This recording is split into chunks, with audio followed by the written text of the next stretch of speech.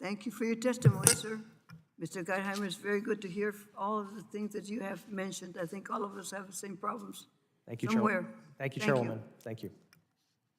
Next, I'd like to recognize our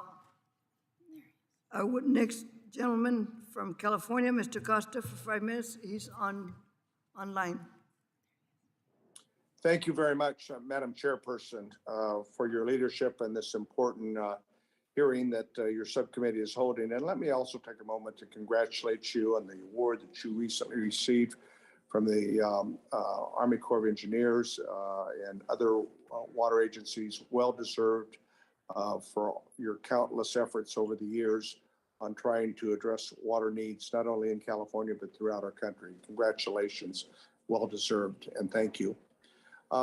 Madam Chairperson, ranking members, I want to provide members with the committee what I think are priorities and projects that obviously benefit my constituency, but I think have good best management practices for water use, not only in California, but throughout the country. Last year, Democrats and Republicans in Congress came together to pass a very, very important bipartisan infrastructure package. I continue to say and advocate for investments in our infrastructure that we've been living off those investments our parents and grandparents have made a generation or two ago.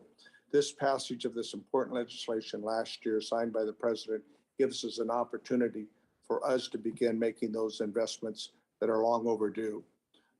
We have that opportunity to leverage this not only with federal funds, but in many cases with state and local dollars.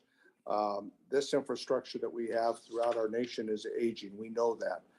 We absolutely have to continue to invest, I believe, in clean drinking water and watersheds to protect water quality. At the same time, we need to invest in California particularly, but elsewhere, to improve our water supply, a reliable water supply to protect communities in terms of the need to produce food. Food is a national security issue every day.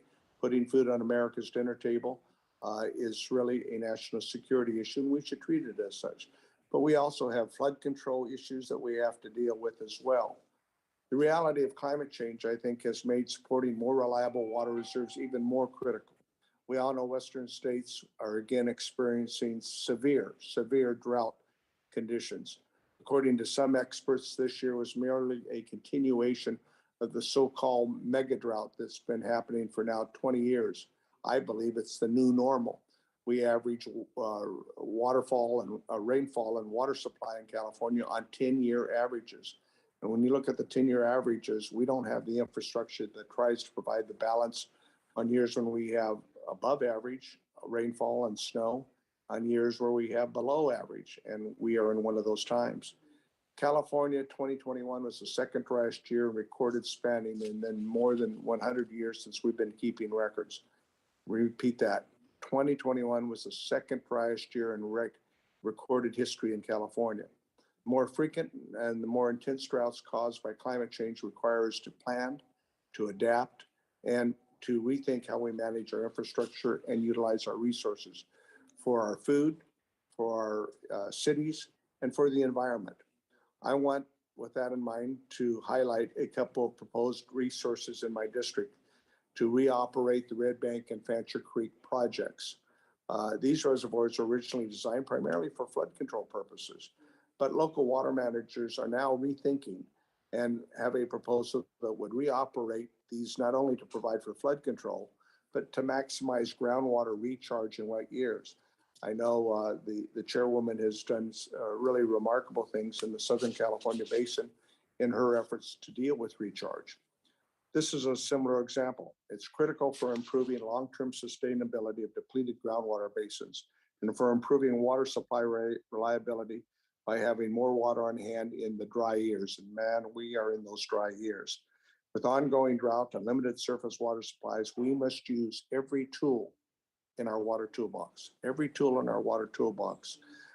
to get much needed infrastructure in place. We also have the opportunity to use the Army Corps programs to enhance critical habitats for listed species, make ecosystem improvements to rivers and watersheds, such as efforts that we have been able to do in California.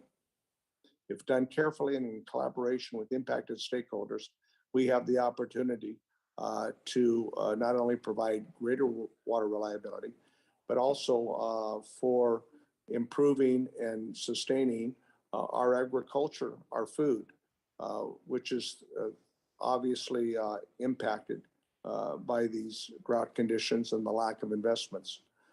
We also have an opportunity to deal with threatened and endangered species.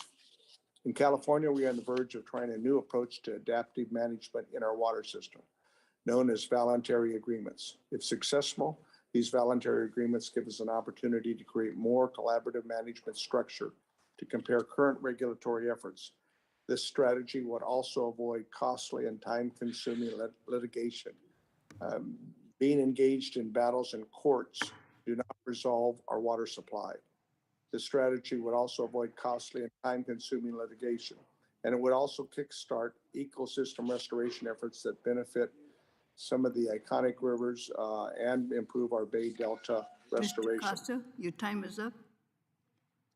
Well, thank you very much, Madam Chairman, and I look forward to working with you and the subcommittee as we deal with the importance of all of these issues. Thank you. Thank you very much for your testimony, sir. And now I'll turn it over to Mr. Rouser.